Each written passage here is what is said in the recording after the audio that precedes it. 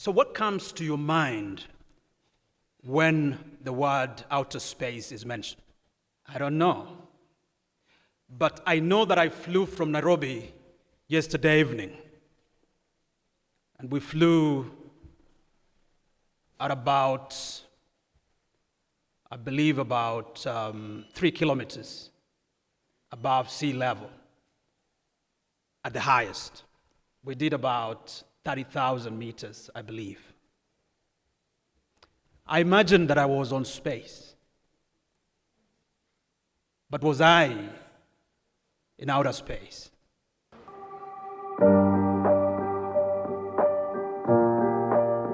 "60 years since the first man landed on the moon, astropolitics, also known as the geopolitics of outer space, is entering a new dawn in these recent times.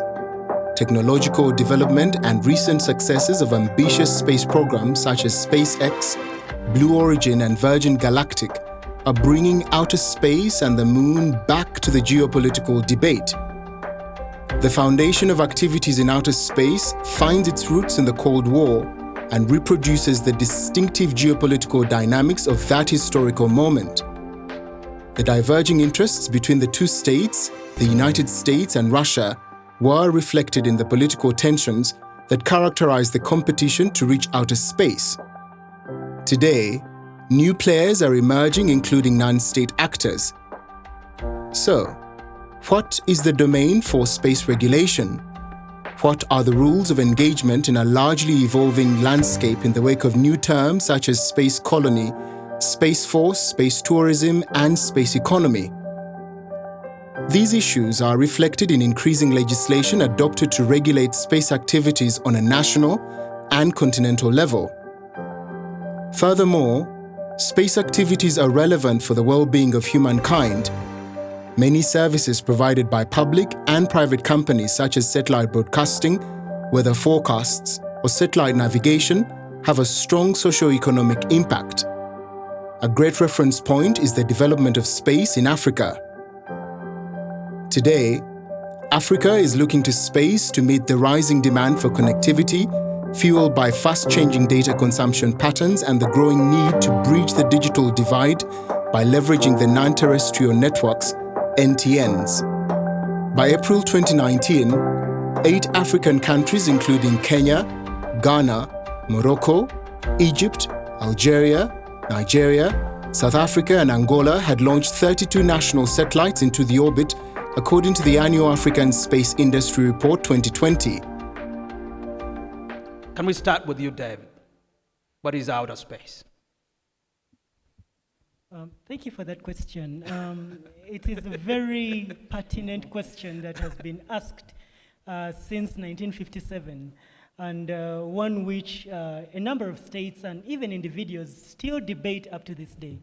The general consensus is that space should begin about 50 kilometers to 100 kilometers above sea level. But still that fluctuates depending on who is counting. So, but the general idea and what is generally accepted as space is everything that is above an area called the common line. And the common line is believed to be at about 100 kilometers. Though, of course, because the delineation is very important politically, it can vary. Some entities would assume that the common line is at about 80 kilometers. Others would assume it should be about 50, depending on the agenda that is being pushed. But generally, space is believed to be between 50 and 100 kilometers above sea level. So that's where you are now talking about outer space. So if you traveled at 30,000 feet, you were pretty much within airspace. Oh, that's within airspace. I'm really disappointed, man. Yes, that was still airspace. But why is that definition important, Philip? Well, for it's always necessary because most states have a certain amount of, when you look at what they call land area. Now, the land area of a state, you would first and foremost go back and first look at what would constitute a sovereign state. So you must have a land area, you must have territorial borders. Now, these borders are not just land borders. As Mr. Kasivante noted, when you are flying about 3 kilometers, you are in airspace. Now, the question now becomes, whose airspace are you in? I think it has been shown in a couple of movies where they talk about how certain space shuttles or maybe a plane flies into another country's airspace, and you have a sort of an international issue because, for example, if it's a fighter jet, maybe from Uganda, and it flies into the Kenyan airspace, you could have a diplomatic issue at that problem, because the question is, why are you flying in our airspace with such threatening, aircraft? Right. So the definition is necessary because in order to form a state, you need territorial boundaries. And these boundaries not only deal with the land boundaries, but even those that go to the sky. So there's a certain space I'm not sure about how many kilometers it is, but a certain airs above the land in Uganda that is said to belong to Uganda. So it's necessary to have that definition. When someone tells you 80 kilometers past that, 80 kilometers above sea level, past that, that's none of our concern. You've now stepped into a whole other realm altogether. Yeah. Thank you very much. I think those are very interesting responses. I think the understanding of territoriality of a state based on the principle, I believe you guys must have learned just the way I did, the Roman law principle of, cuius est solum, eius estus quo ad coelum et ad inferus, which means whoever owns the terrestrial surface owns as high above that terrestrial surface and as low as the heavens, as high as the heavens. But apparently, according to David, it can only be as high as about 80 kilometers above the terrestrial surface. Because beyond that, you're entering the outer space, which is the domain that is governed by different rules, which we shall hear about in a short while. So this panel, ladies and gentlemen, seeks to engage with various questions. And the fundamental question for us is, what's the relevance of outer space in the socio-economic and political development of Africa? Because at the end of the day, it's got to matter to Africa. This conversation around the geopolitics of it must matter to Africa. Does Africa have the critical capacities to leverage, own, and innovate around outer space in the furtherance of its strategic interests and objectives? Because when we talk about geopolitics, we are really talking about the interaction and the mediation of interests of various states. This panel will also discuss what is the current state of international law on outer space, and where are the gaps and challenges as well as opportunities, for Africa. And lastly, what critical infrastructures exist on the continent for use in outer space related activities, amongst others. And so, to start us off more formally, I wish to invite our colleague who is online, our sister Rana. I believe she's already with us. I want to request her to introduce herself in full, and then she has a presentation that she will make, and we will listen very attentively to her slides. Welcome again, Rana, if you can hear us. I can hear you clearly. Thank you very much for the introduction, and I'm very glad to be with you today. I've heard all the introductions today, and the one of David was David actually is working with me for the United Nations Space Generation Advisory Council. So it was really a pleasure to hear you all. So let me introduce myself. So my name is Rania Toukebedi. I'm Tunisian, based in Germany. What I do is that I build spacecrafts, so satellites, launchers. I worked so far on 7 satellites of the European Space Agency that are on space exploration, like satellites going to Jupiter, Earth observation, satellites communication, all sorts of projects. And we are now trying to build the Lunar Gateway. I think you heard about it, which is the new ISS, International Space Station.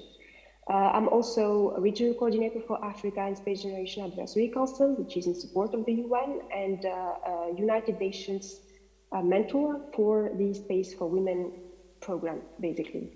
I'm also a space strategy consultant. I worked some time with the European Commission, and I work also with several African countries to draft their national space program.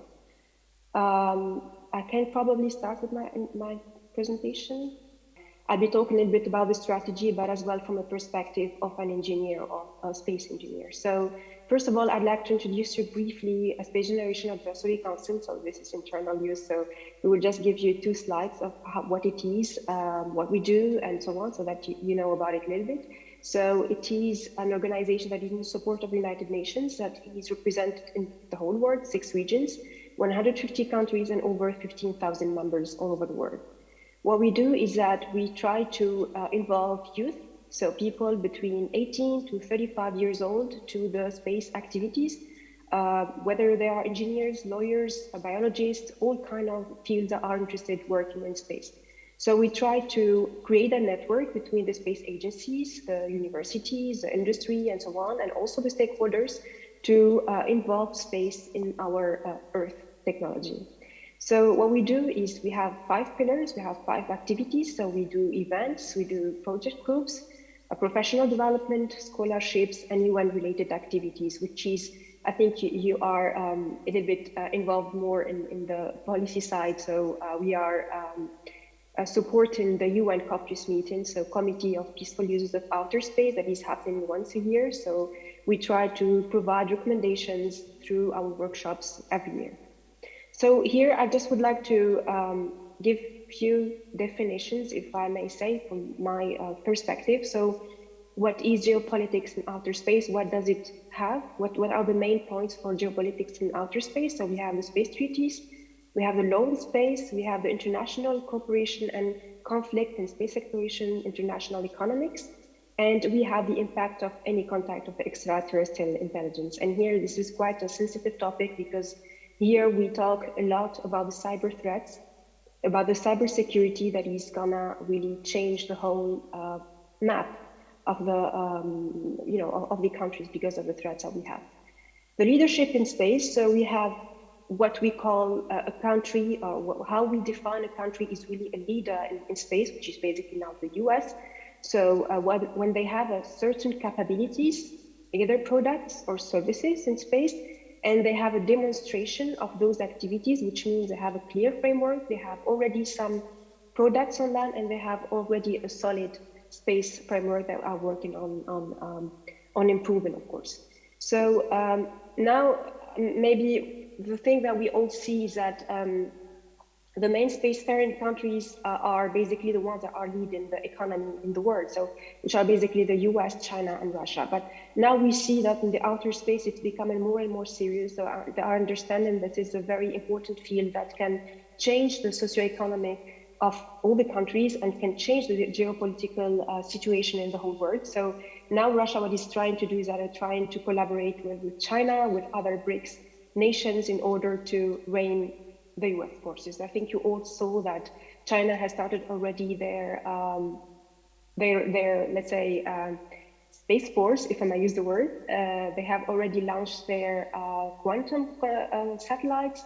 They have a lot of satellites so far. They would like to send a constellation. They'd like to have their own space station. And of course, this is not the only thing. Russia is investing a lot now in space, and which is also the case for the United States. So it's important to understand the global situation in order to position ourselves and to know in which conditions we are going. So, but the point I would like to add here is that the UN is trying their best to have the peaceful uses of outer space, which is something if we lose, so it's gonna be a complete mess. So, and you can maybe, our dear lawyers can explain a little bit more this point. So this image can define everything. So here we have Africa, that is a raw land that we don't have basically a lot of major space programs, a part of some specific countries like South Africa, Egypt, like Nigeria now, Ghana, but the rest are still space consumers. So you can see over here all the investment from all the other spacefaring countries that are going more and more. So, and we are now having this wonderful map. So it's also important to know and to recognize when we are already talking about space, we need to understand exactly what are our role, what is our role, what are the main points to understand, and what are the lines that we should not cross. So there are 5 international treaties in outer space, like you have defined. So we have some conventions for liability for damage, for example, defined in 1972. We have registration of objects launched into outer space in 1975. We have the agreements, the lunar agreements and other celestial bodies like comets, for example, and asteroids, which has been launched, I think, in 1979. I'm not sure about the date, but I think around that year. And we have, of course, the Treaty of Principles governing the activities of states in the exploration and use of outer space, including the moon and other celestial bodies launched in 1967. So these are the 5 international treaties, the main ones. It's still updating. We are still working. So during the UN caucus sessions, there is lots of discussion going on. What are the next steps in which, where we are going in the space exploration? Because now we talk about colonizing, if I'm going to use the word again, so moon and Mars. So this is quite dynamic. So we need to be involved and to take part of these treaties, and also to take part of the discussion as well.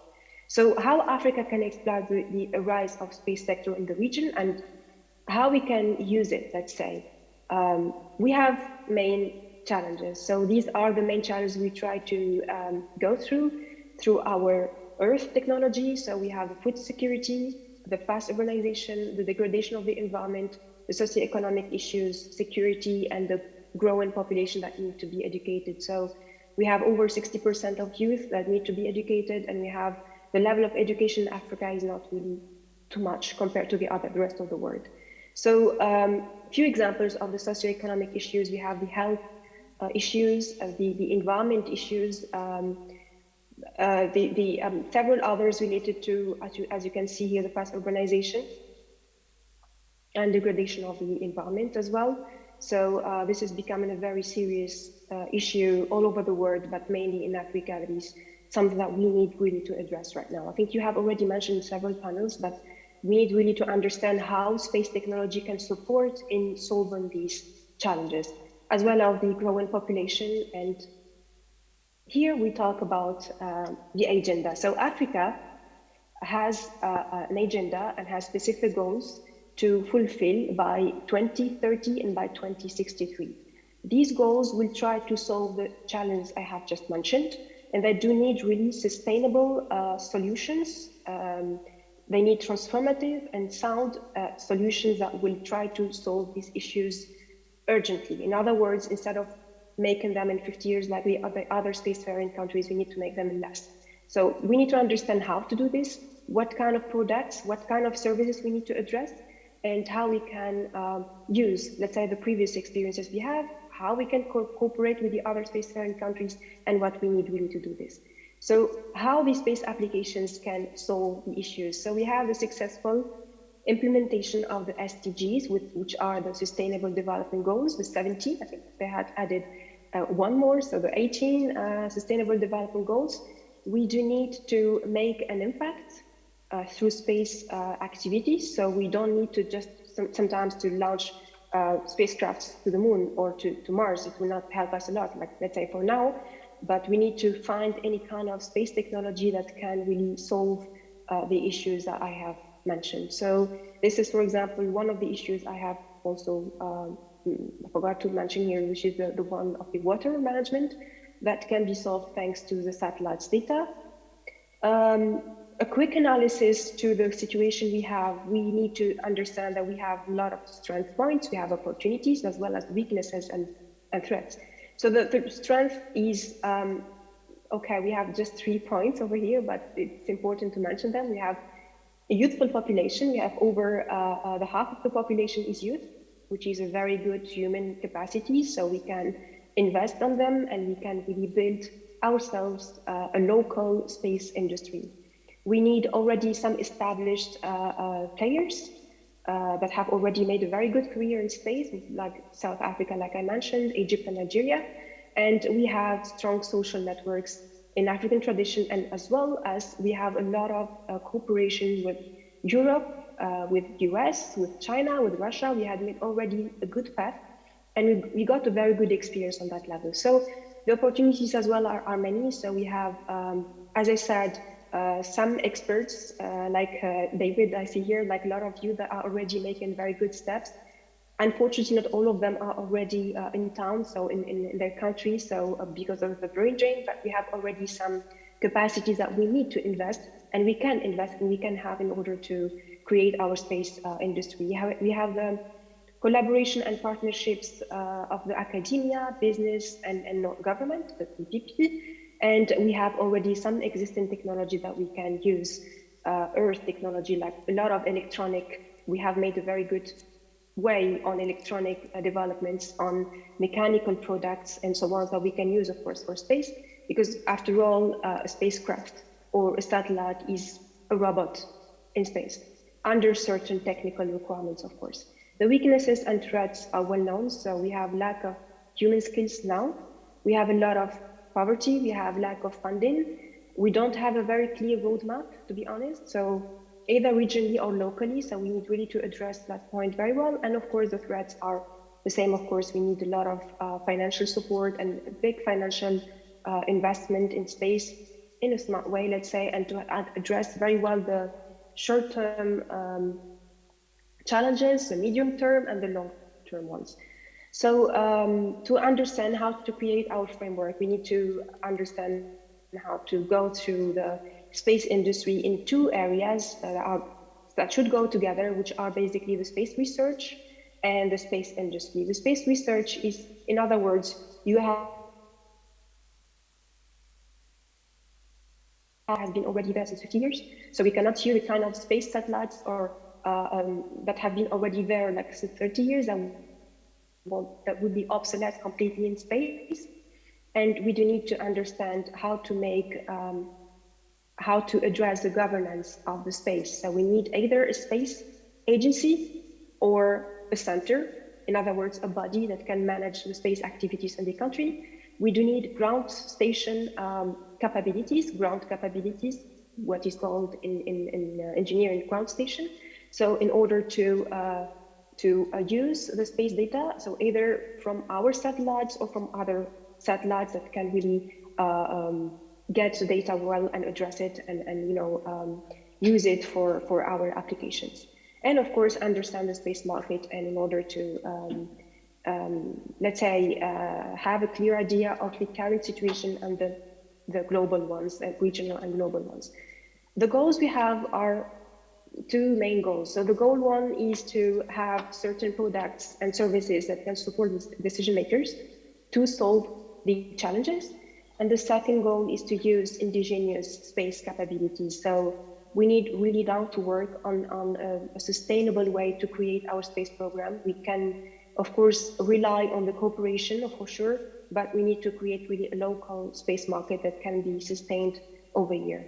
So the strategic actions, of course, I will not do all these points. So who is interested in space? What space application can address specifically? So we have the user needs. So we have all of us, of course, we use the space technology every day. We use the phones, the mobiles, the PCs, and so on. This basically satellites data. We use the space services in order to strengthen the space mission technology. We develop the regional and international market through the sustainable development and to create a socio-economic, to develop a socio-economic situation. We try to promote the international cooperation through space exploration. We try to coordinate the African space arena in order to benefit the planned space activities and avoid or minimize the duplication of resources and efforts. And by here, as I said, so we need to rely a lot on the cooperation in order to avoid repeating the same mistakes and reproducing what the other countries have had. So here there is a lot of analysis we need to make. There is a huge research that has already been launched, but it's still on paper. So we need really now to work on this locally for each country and of course regionally on Africa side. So here there are basically four main space applications that we need to address. The first one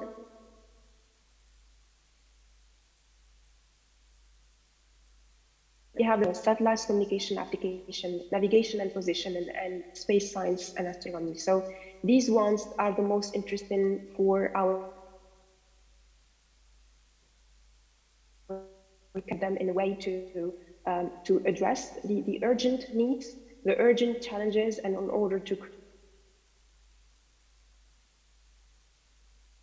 that this is going to help us a lot for the food security. It's going to help us a lot to get the water problems that we have in Africa and to raise, of course, raising awareness about how to use these satellites data, of course. So the navigation and positioning, so here we use that every day. So we need to understand that, for example, for internet connection in Africa is the worst.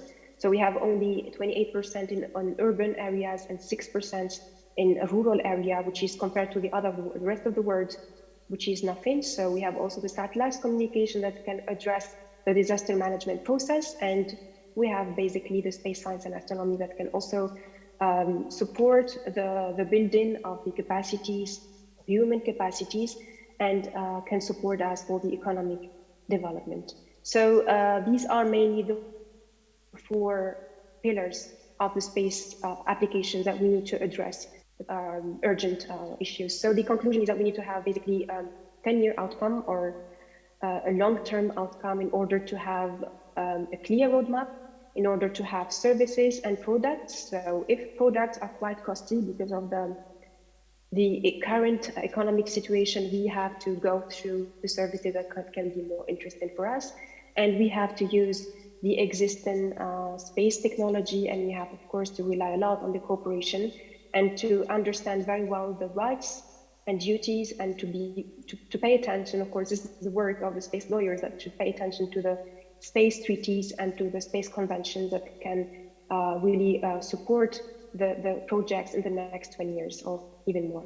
So this is basically all what we have to present today. So if you're interested in SGAC, these are basically the how you can join us, either on Twitter, Instagram, LinkedIn. You can go through our website. So we try to support the youth, we try to mentor them, and we try to create the link with the space agencies and also supporting the stakeholders. Thank you. Thank you very much, Rania Tukobri from the Space Generation Advisory Council of the UN. We really appreciate your very detailed and elaborate presentation that actually really touches most of the critical elements that this panel is supposed to address itself to. What we will now do, ladies and gentlemen, is to drill down even further, on the issues. And so, listening into what Rana was talking about, David, I think she started off by talking about the state of international law, but really by just laying out the treaties. What I'm interested in, or what this audience is interested in, is so we've got outer space there. In that competition between Russia and the US and China, the role of BRICS, what does the regulatory regime look like? And what are the principles that govern that regime? Yes, thank you very much. I think for us to understand the regulatory framework, we need to understand basically where did everything start from. So I'll give very, very briefly the very short history of space, basically. So the year is 1957.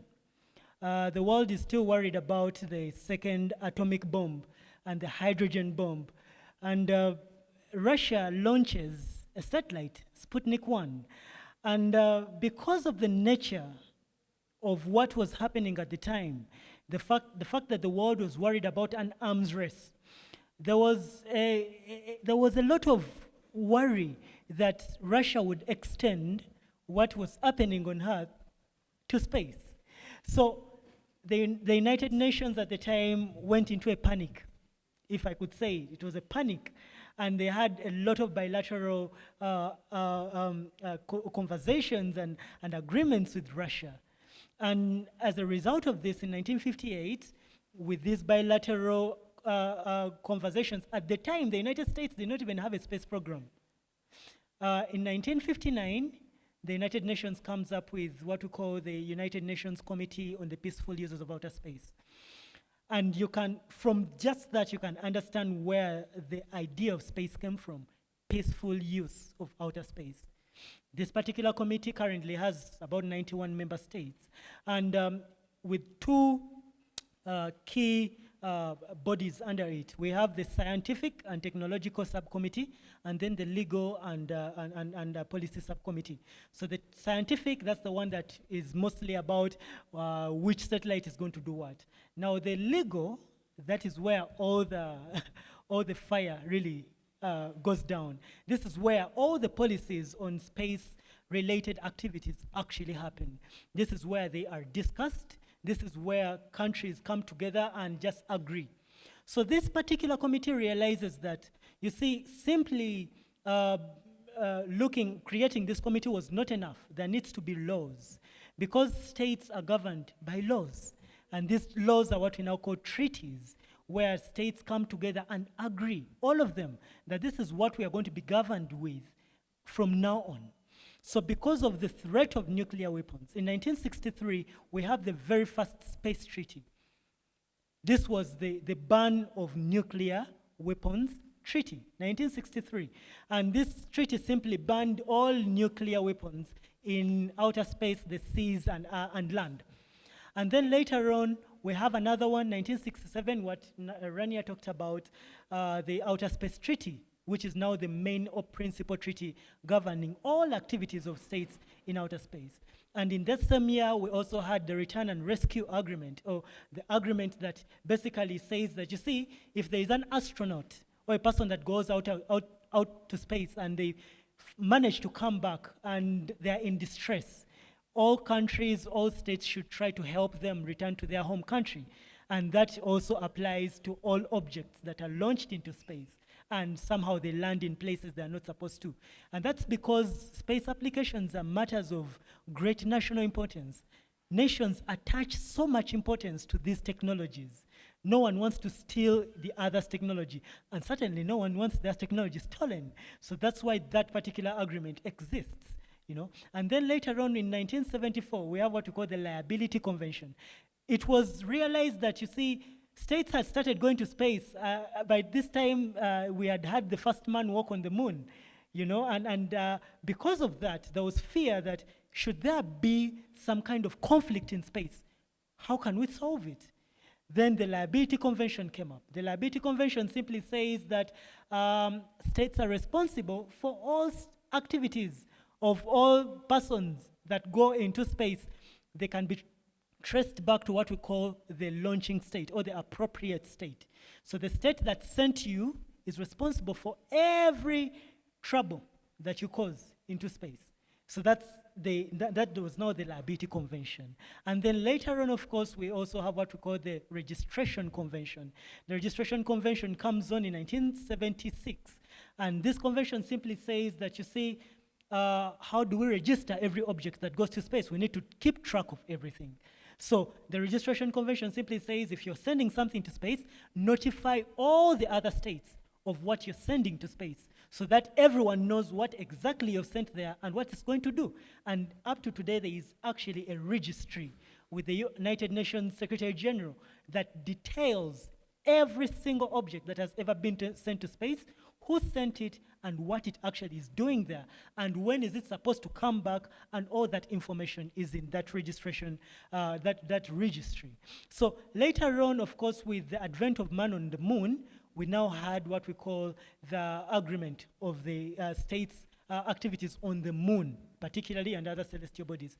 This has been considered a failed treaty, for the simple reason that no state actor, no active state actor has ratified it. It only has 18 ratifications, and it's considered quite failed.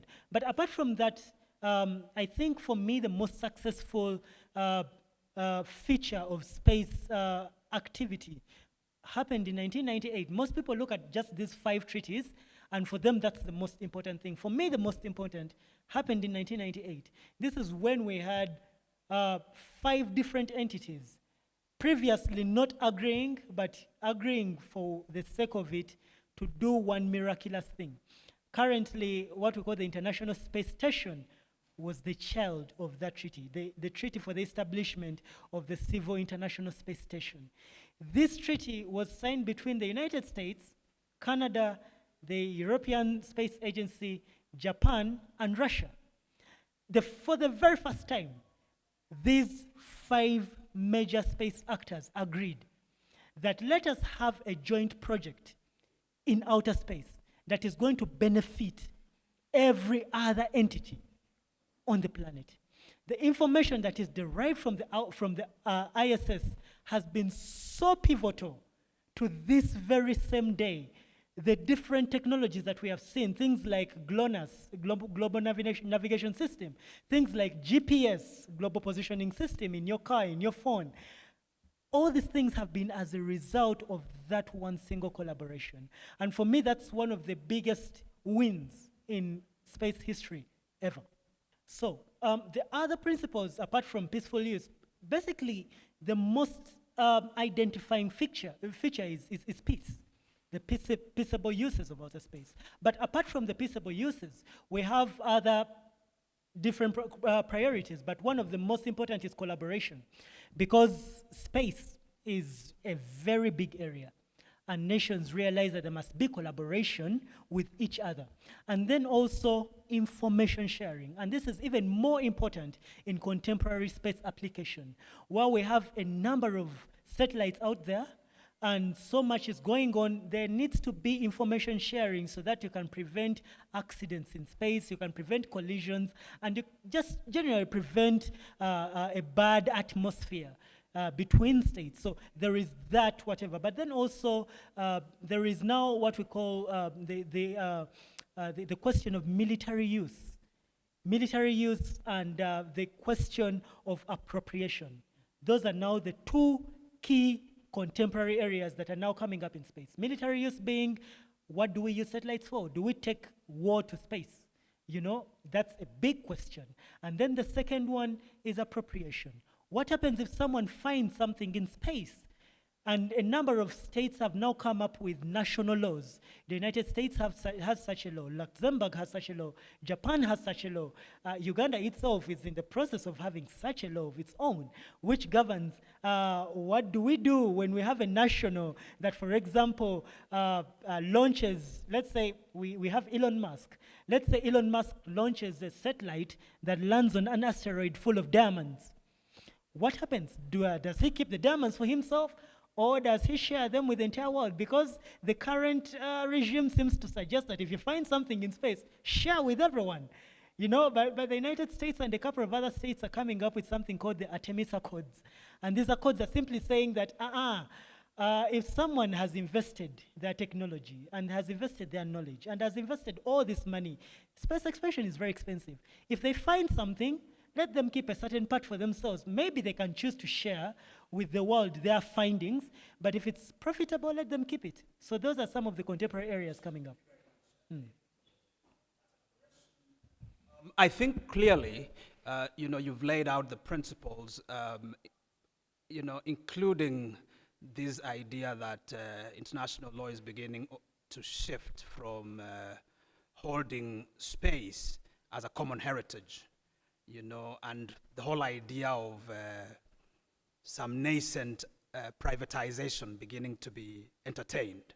But I want to move to my extreme left and ask the panelist, Philip, to engage further on these national questions, especially based on what Rania said, which was, there is an Africa program now that, in line with Africa Vision, AU Vision 2063, you know, there is a desire on the part of the continent to develop a space program. Can you take us down that lane? Thank you very much. Well, maybe to start with some of the major things that she mentioned. One, let me go back to some of the salient issues that she mentioned. She talked about food security, climate change, education, fast urbanization, and security. Some of these issues are the major issues that are affecting us in Africa today. If for example, if you look at Uganda today, we were making a joke when we were having lunch about how locusts are becoming an issue and locating them is becoming an issue. But you realize that behind that issue, when the Ministry of Disaster Preparedness goes out and makes an announcement and says, we are having a fear that locusts are coming to the country, what are they actually saying? There might be a question of food security. If locusts actually finish everything, what happens to the people who have been affected in those areas? So that's the first thing that you have to look at. There are salient features, there are salient issues that she raises that space exploration can actually solve. That's the first thing. Number two, we see that we don't live, as Africa, we do not live in a bubble. These things have been happening, as David had mentioned, they've been happening since the 1950s and 1970s. At what point does Africa wake up and say that, you know what, there's this entire conversation that has been going on about outer space. When do we finally now take a seat at the table and say, you know what, this outer space conversation also affects us? It's necessary. You see so many countries, Uganda, for example, in our Vision 2040, we talk about how ICT, information and communication technology, is going to be a major player in achieving the SDGs and the MDGs on top of our own Vision 2040. How do you harness ICT and make it better without having space technology being part of this conversation? The multiple uses that it provides, but also, as we mentioned earlier, the dangers that are present. You can imagine when Russia sent the first I'm forgetting what they call it. Yeah, Sputnik 1. When they sent Sputnik 1, the very first thing that went on people's minds was, what if the war that we're having down here, the arms race, is transferred to space? What happens at that point?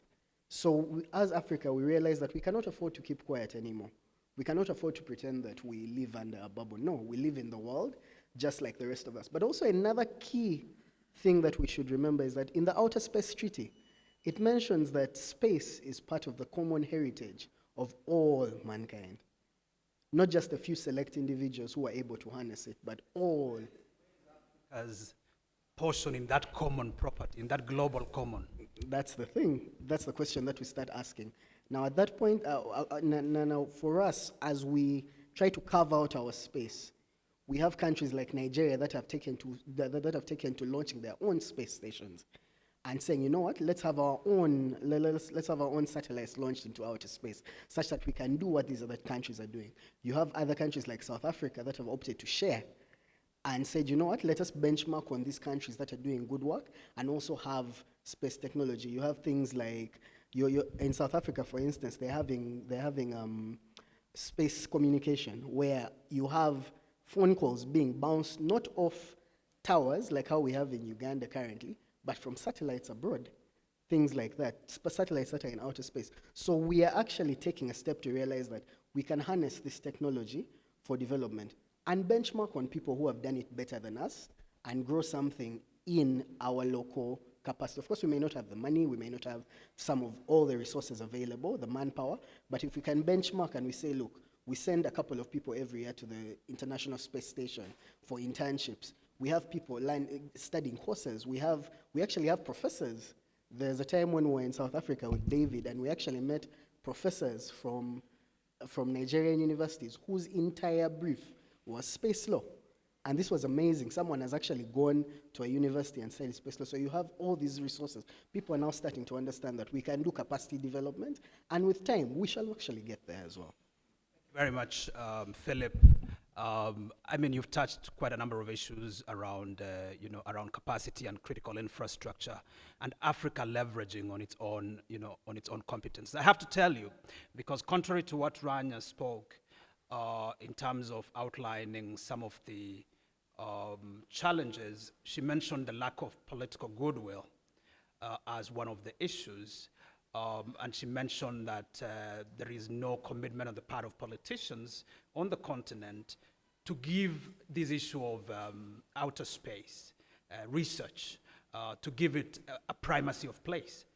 But as a matter of fact, if you recall, at the 26th Ordinary Session of the African Union in January 2016, the AU adopted the Africa Space Policy and Strategy as part of its Agenda 2063. The aim of that strategy is to revitalize the Africa space activities, raise awareness on the role of space science and technology on Africa's socio-economic development, and mobilize resources for implementation of this policy and strategy. Following that adoption, the AU has gone ahead to actually formulate a treaty on outer space. The AU Treaty on Outer Space, it has not yet come into effect. And one of the questions we need to ask ourselves is, will it suffer, the fate of the Moon, Convention, which has not received universal ratification or the necessary ratification to actually ensure its full implementation? Will Uganda, for example, ratify this treaty? I know that Egypt has offered itself to be the seat, of the Africa Outer Space Agency. And it's on that basis that several African countries are beginning to establish their own national space agencies, among others. But let's look at Andrew, and I think it's already been alluded to, the role of, or the place of outer space in advancing telecommunication. I think there is a huge opportunity there, and I just wanted you to, speak to that. Thank you. Thank you very much. Yes, I agree. There's a huge opportunity in the sphere of telecommunications from outer space.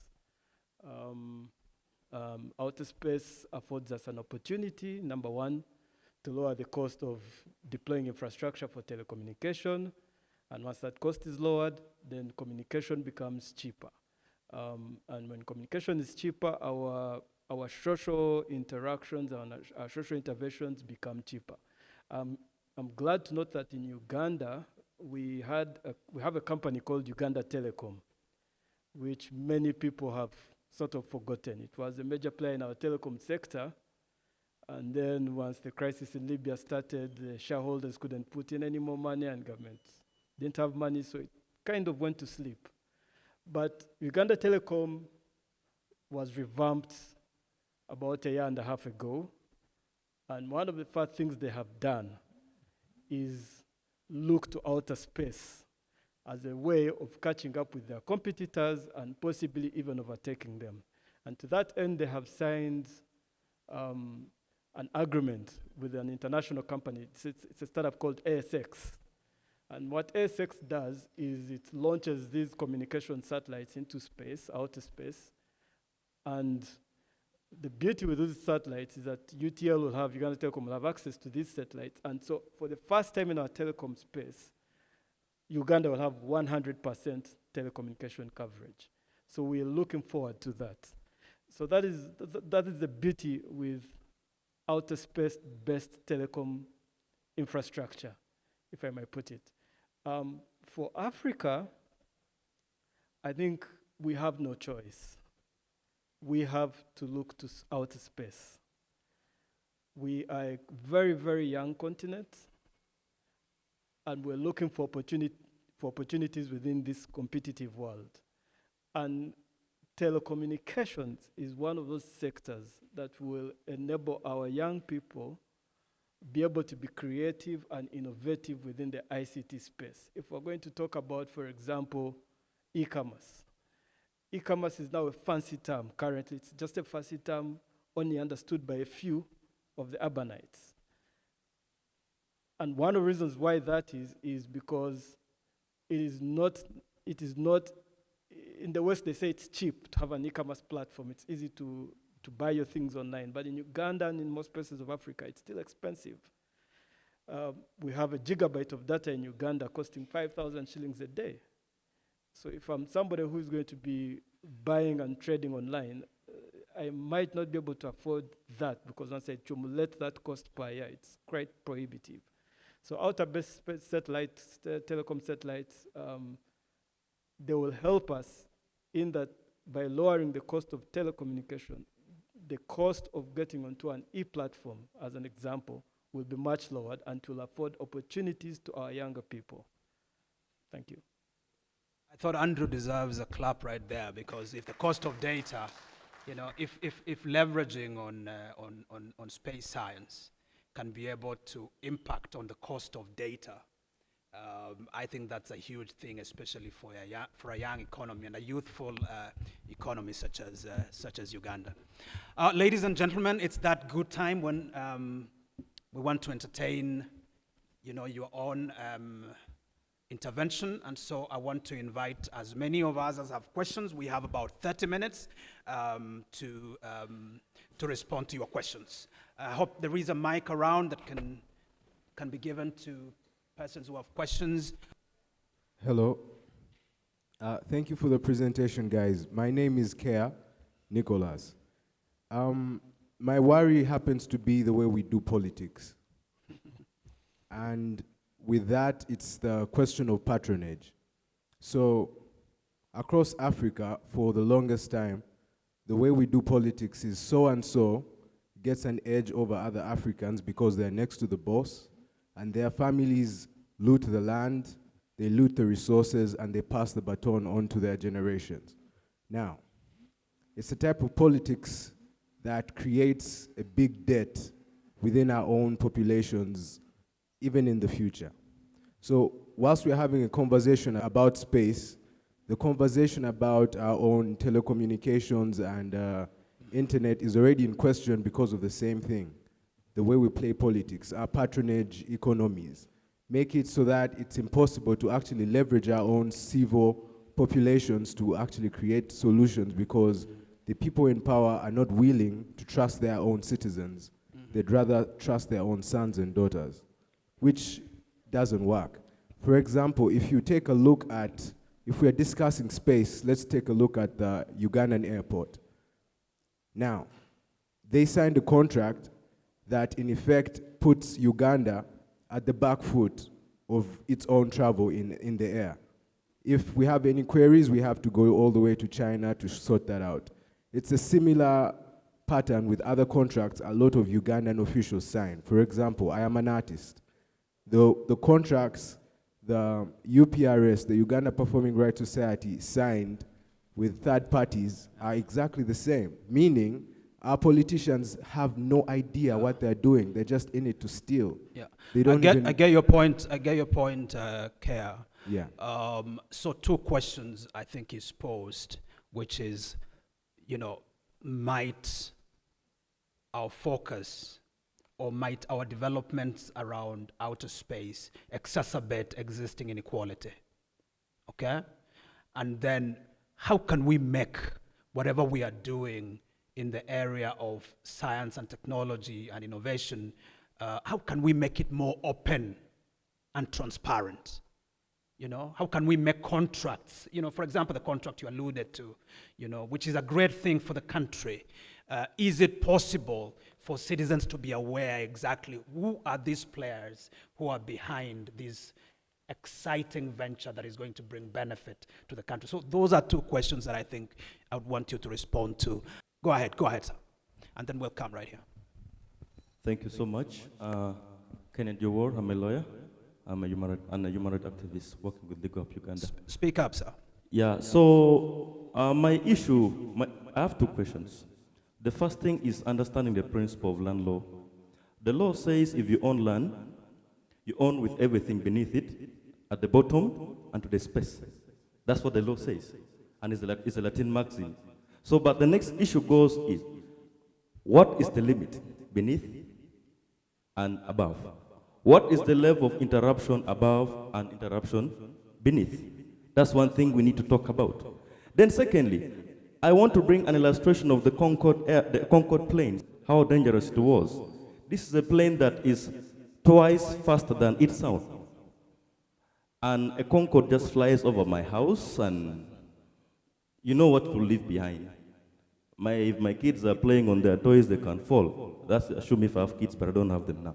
But the issue is, I like what the world did in trying to make sure Concorde was put down. Then my next issue would be, in that regard, what does the law in place have to do with such interference? In law, we call it nuisance.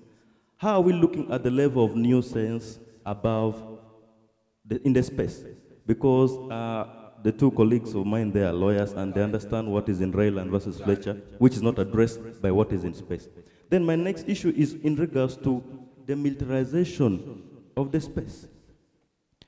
Just not far from us here, we have the control center of the drones in Djibouti, where the United States have their drones flying all over, and we don't know. One may even be here, we don't know. It's hidden into the clouds, we don't know. I would like to know, what is it being done about the unfairness of the militarization of the drones? Because we saw the impact in Libya, how dangerous it was with that airstrike that was over the late Colonel Muammar Gaddafi, and such things that are being done to militarize the military supremacy against the other weak states in the space. So I would like those to be addressed. Thank you very much. Thank you very much. I think very clear questions around externalities. How do you deal with externalities that surround the development or the use of outer space? And I think it links all the way to the question of outer space debris, among other questions. And then again, he comes back to the question of militarization and inquires there on drone technology. What's the relationship between this conversation we're having and and a bit of drone technology? Yes, ma'am. Yes. Good afternoon. So mine came from two issues that arose when the panelists were discussing. Philip talked about territorial airspace, and I think Kasibante mentioned something to do with appropriation of discoveries in the outer space. So it got me thinking, are we going to have a scramble and partition of the outer space as well by these countries that are going ahead of us because they can afford it, just like we had in Africa years back? Question, I think, new colonialism by the Martians. Somebody else. Thank you very much. Yeah, I'm called Kopsinjawini, Vice President, College of Humanities and Social Sciences, Makerere University. I only have one question to ask. I would like to understand how gender is going to be integrated in this space, because according to Africa, if we can check out in the social, economic, and political spheres, we realize or we see that gender has not been integrated in them. It has been, but not to the needed capacity. So I'd like to understand how you have prepared or how you have integrated gender in this space. How are men going to enjoy equally like women in this space? How? Would like to understand. Thank you very much. Thank you very much, ma'am. I think a very clear question. There were two, so the lady and the gentleman at the back. Thank you for the opportunity. My name is Patrick, and mine is more like what Mahmoud said there, Council Mahmoud. I think Africa, I always tell my friends that some of our countries, like my country, Uganda here, we're living in about 1700 today. If just imagine you snapped a finger and everything we import in this room disappeared, how many of us would be naked? So I think it's good for our governments to talk about going to space, building all these vessels and equipment. But first, I would like us to sit back and use what is already existing. Like David says, in 1998, there was a convention that gave rise to the ISS, the International Space Station, that through which the Big Five give us access to technologies such as GPS. Personally, I'm an agriculturalist, and I use GPS to literally do everything. I can measure the width of this room using my phone. I can draw the map using my phone. I can tell what's beneath the ground. Where is dry, where is stony, where is well draining, where is not. I decide where to put my crops. Have we done that before we talk about going to space?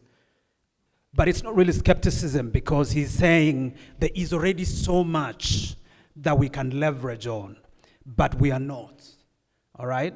And he's talking about GPS, which is an application that could not have been possible without, without engagement with the outer space. And so you need to persuade Patrick, that this venture is worth it. Okay, madam. Thank you so much. Just to also supplement on what he was talking about, in 1970, President Amin by then made something called the POMA Earth Satellite Dish. I think it's something that we have as a government or as a nation, and I don't know, BSJ, you said you're with the Ministry of ICT, if I got you well. I think this could also be a place where we would exploit more, because if we use this as one of the bases that we can start from, it can help on internet connectivity in relation to the bandwidth in this section. But I find if you go through that route as you're going and passing it, the Poma route, the place is really isolated, and I don't know if the government is doing any kind of maintenance on this. I think we could also look into this. And also in relation to the fact that one of the panelists spoke about minerals that are being mined out.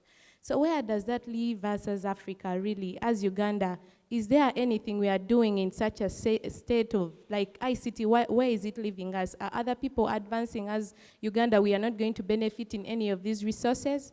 Thank you so much. Very much. I think we'll take those as the first round of questions. She's talking about critical infrastructure. We'll come back to you. Those are the many questions. I think they're very comprehensive questions, a testament to how, how attentive our audience is. And so I want to invite the panelists to take it, from there. We can start with you, David. All right. Thank you very much. I'll just run quickly through the questions so that we can go ahead. So for some, I think I'll let my fellow panelists handle. But I'll handle the ones that are well within my docket. So the first question that I'm going to handle is that was asked by Mr. Kennedy, the principles of land law, what is above and what is below, and what are the limitations.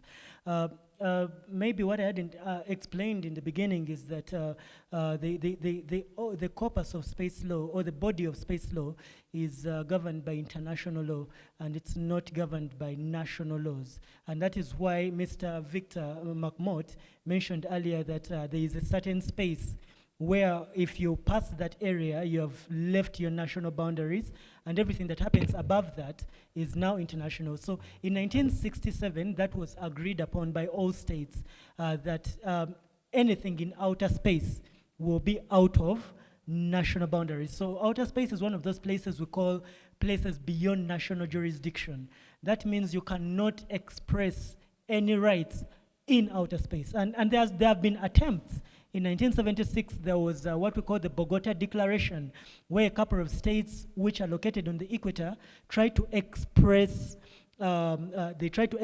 ownership of what we call the geostationary orbit, which is about give or take 33,000 kilometers above the equator, but they failed to justify that, and the declaration itself failed in its own whatever. So when it comes to space, anything that is above the common line is totally out of national jurisdiction. So there, all states have all rights to do whatever they want to do in that particular area. And then you mentioned something about nuisance, disturbances. And I remember Doctor talked about debris.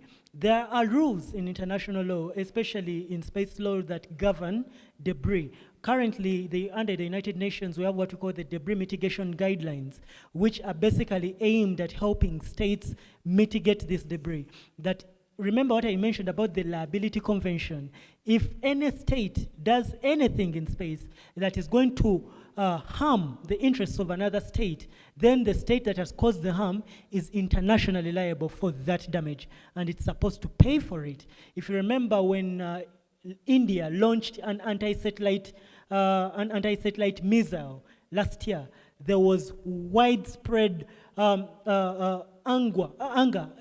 all over the world, and India was actually put to the test, and it was tasked with cleaning up that debris because it affects the rights of all the other states to use outer space. Who would adjudicate that dispute? Now, the international fora, there are international fora for mitigation of such problems. And for example, there are arbitral tribunals that states can set up. A state that is injured can set up a tribunal with another within the international framework. And then also we have the International Court of Justice. And unfortunately, we have not yet had any case space-related in the International Court of Justice, but we have had arbitral tribunal cases that have come up that have been decided by these tribunals to solve some of these issues. And then you mentioned drones. I think that has been answered, the fact that drones are within airspace, so they are purely governed by national law. If there is a problem with drones, then the state in whose airspace these drones operate should be able to take that up with all the other states. Then someone mentioned about the scramble and partition. I didn't get your name quite well, but the scramble and partition in space, there is a fear, of course, that the states that have it all are going to, take it all. But in 1996, we had the declaration on the activities in states taking into accordance the interests of developing states. This was 1996, where states came up. The United Nations General Assembly decided that all the states that have the capacity should be able to share what they have with developing states. And this has actually happened in Africa. We have had collaborations between the have-its and the have-nots. Currently, Uganda has 3 students in Japan currently undertaking their studies in space robotics and space sciences, and they are supposed to basically come back and do capacity building. So their efforts, some states are really trying to reach out and help the developing world in this particular area. I think this also will answer the question of appropriation. Where does appropriation leave us? If someone gets something in space, how does it help us? So there are frameworks where the international community is agreeing that if someone finds something in space, they should be able to share with whoever wishes to have a share in that thing. If not the thing itself, at least the information, the technology, these things to help everyone reach an equity in space. Which then leads me to the question of gender. What happens with gender, the problem of gender? We currently have a program under the African Union to expand what we call gender equity in space. And the United UN Women has a whole program on mentorship where we have Rania Tukibri herself is a UN mentor in mentoring women and girls in space-related activities. So, of course, we are not entirely there because the journey is really not the destination, but there is trial. There is efforts to help uplift women and girls in STEM activities. Myself, I run a program just dedicated entirely to that, to see that there are girls and women who are actually taking up some of these spaces. Because, someone mentioned earlier that educate a woman and educate a nation. So that's something that Thank you, David. Thank you, David. Thank you very much. Thank you, David. Let's hear from Andrew. Thank you, Doctor. Let me first address the issue of militarization of space. What is being... Sadly, we can't run away from that. As you're aware, early this week, the Chinese launched something called a hypersonic missile. This goes way into outer space, so the idea is you can launch it from here, go into outer space, re-enter the Earth's surface, and hit New York, traveling at many times the speed of sound. So we can't really run away from that. However, so that has given rise to a new weapons race. So this weapons race is primarily between the Americans, the Chinese, and the Russians. So the way the world is funny, the Americans have money and the technical know-how how to build these weapons. The Chinese have the money, but they have not yet found the technical know-how. The Russians have the technical know-how, but they don't have the money. Now, sadly, in Africa, we are struggling to find the technical know-how and the finances. So these are the realities we have to contend with. So we can't run out from militarization of space. You're aware one of the first things Donald Trump did when he was president was set up a space army. It is why somebody spoke about our politicians doing nothing, and I'd like to ask you, please, don't allow your anger to blind you to certain realities. Our politicians are not doing nothing. We might disagree with them on certain things and agree with them on other things. One of the things they are doing correctly is, as Doctor had said, is find modalities as Africa of utilizing outer space for, among others, our own defense as Africa. And I think for me that is commendable. One of the countries they're looking to is Uganda, precisely because we are located at the equator. So this is why there's quite a bit of money coming in now into Uganda's space program. In Kenya, they have a space program. And these people are doing so many things to try and help us catch up. Maybe even if we get lucky, leapfrog. So they are not doing nothing. So that is one. Does the space science favor all, or is it for a select few? I'll ask you this. Does the internet favor few, or it favors all? For as long as you have access, it will favor you. The critical thing here is getting access. When the internet was first launched, it was only in America and in a few capitals of the West. Even in Japan, it wasn't there so much. It was primarily in North America and in a few European capitals. But now, even when you go to Chakahunga or Okere, you'll find internet. So it will favor all eventually. Yes, to the young lady you asked me about Mpoma. Yes, Mpoma was built by Idi Amin in the early 70s. It was built using the technology of that time. Starting next year, I'll tell you this, starting next year, government of Uganda is building a brand new facility to replace the one of Mpoma. So this will be an Earth observation facility. So government is not sleeping, it's doing something. So hopefully we'll be able to reap the rewards of that facility. Currently, the one at Mpoma, we can't use it because its technology is now yesteryear, last millennium. So we're now trying to do one of this millennium. Yeah. Agriculture, yeah. You're right, we have so many technologies that we can use on Earth. We have so much to do here. But again, still, I think that is not an excuse for us not to find opportunities in outer space. You grab your opportunity when you can and where you can. We're not going to see the whole world getting into space, and we're comfortable on Earth and think that we shall remain like that. The world will change and leave us. I'll give you a hypothetical example. If somebody found that you could grow plants at a quarter of the price you do on Earth and grow them on Mars, how are you going to compete with that person? So you take your opportunities where you can, and space is a very good frontier for us to explore.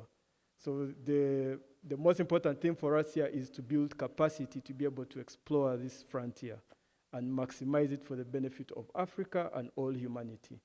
Let us not forget that Africa is part of humanity. Yes, our history sometimes we have paid a heavy price for being a bit lackluster or being too trusting. But the world has changed. Africans are educated. Africans are in Washington. They're in Tokyo. They're in Berlin. They're in Portugal. They're even in Durban. So let's have hope. Let's each encourage each other to.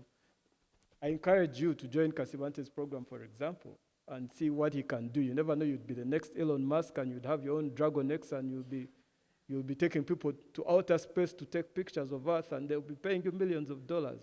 Good business sense for you, good business sense for Uganda, good business sense for Africa, and you will have learned something. Thank you. Thank you, Doctor. Let me just run through the questions quickly. There was a question from Nicholas about how this innovation and technology would excavate income inequalities and things like that. Usually, my understanding of technology is that technology is apolitical, in that it doesn't have a political party, it does not have a face. Innovation comes in where it finds a gap. There's a gap that needs to be filled, and people innovate in order to fill that gap. So space technology in this particular case, it is literally anyone's oyster. If you wake up tomorrow and you have an innovation that is actually going to solve the problem and help Uganda move one step closer to putting a Ugandan on the moon, then definitely. There are certain things that they transcend the realm of politics and certain things like that. Sometimes you need to depoliticize some of these issues. They are, especially things like technology. I know our country has a history of trying to politicize certain things. Currently, we're having an issue with the internet and that. But you see, eventually, the internet also takes its day. They had to get a point where OTT was removed, and people had to get access to the internet. So technology is apolitical, and I don't think issues like patronage, especially with space exploration, would become an issue. Provided someone has the capacity and has built capacity, you'll be able to transcend some of these barriers. The other question was by Kennedy. When he was talking about the dangers, he mentioned Concord and all these other things. Again, the beauty with space regulation is that it transcends national law. It's international law. The fundamental principle underlying international law is pacta sunt servanda. What means, when you translate it, it means that agreements are meant to be kept. So the fundamental aspect underlying all those space treaties is that countries have come together as independent states and agreed that we are going to be governed by certain principles when exploring space. So the fact that there's agreement on some of these things, you know that there's a consensus, and Uganda has as much right as USA to say that, you know what, that does not favor us, we choose not to be bound by that. So that's the advantage that comes with that. And plus also the general regulation. I mean, you mentioned Concorde. It was not allowed to fly Concorde over at supersonic speed over the general population. You could only fly at supersonic speed over water. There were clear guidelines and instructions. And same thing with space. There's a clear body of law that details each and every one of these scenarios, including how to deal with debris. My colleague Kasibante noted that. Which brings me to the other question from Caro about scramble and partition. Again, goes back to that initial statement. Agreements are to be kept. If states come together and agree that we are going to be governed by a certain corpus of law, and we agree that these are the laws that are going to govern how we interact with each other in space and on space issues, then unless otherwise, you may not have an issue, because at that table, all countries are meeting as equals, more or less. Despite economic disparities and all those things, you meet as equals. That's why when David talks about the treaty that was not ratified in 1998, it literally failed, collapsed on its face, because other people said, you know what, this does not work. Other states came together and said that does not work, and they let it be, and it's now totally not ratified. So when you have a body of law that is built on consensus, the laws are just not imposed on people. There's a deliberation process that allows people to come together and agree. Which brings me to the other question, the gender equity issue. True, there is a problem, but there are steps being taken. There are steps being taken to actually mitigate it, deliberate steps to ensure that women also have a seat at the table. If you notice the presentation that was made to us was made by a lady, and she clearly mentioned that UN Women actually has a whole program encouraging women to get involved in space activities. So it's deliberate. They have noticed that there is a gap, and they're taking deliberate steps to fill it. The other question, I think, was by Patrick about leveraging already existing technology. I believe, yes, we need to leverage on already existing technology, but how do we do that? People have already broken the barrier for us and given us these innovations that we have today. if we can build on top of that foundation, we don't necessarily have to go to ground zero. If someone has built to a certain extent and said, we have built capacity to this extent, this is so far what we have done, can you now run with it and continue? Can you now run with it and continue? Okay, so now you've seen that GPS has allowed you to, map out a place and see which places has water, which place has. Can we now build from that and say, look, in Africa, we have a problem of ever-changing weather conditions. Can we now build on that and ask, can we build an application that harnesses GPS technology to actually help us better predict the weather and climate and things like that? Because it is an issue. So let's build on let's not take away the achievements that have been made. Let us build on them and do better. Thank you, Yeah. thank you, thank you, Philip. I feel like the message to take home from this panel is that notwithstanding the geopolitics of outer space, Africa has taken the view that it will not be left behind. And so I believe there is an opportunity for all of us to engage and to leverage as individuals, as corporations, and as states. As Shakespeare says in King Henry V, there is a tide in the affairs of men, which taken at the flood leads on to fortune, but omitted. All the voyage of their lives is bound in shallows and in misery, and on such sea are we now afloat and must take our turn while it serves. Thank you very much, ladies and gentlemen. A round of applause to our panelists. Thank you very much.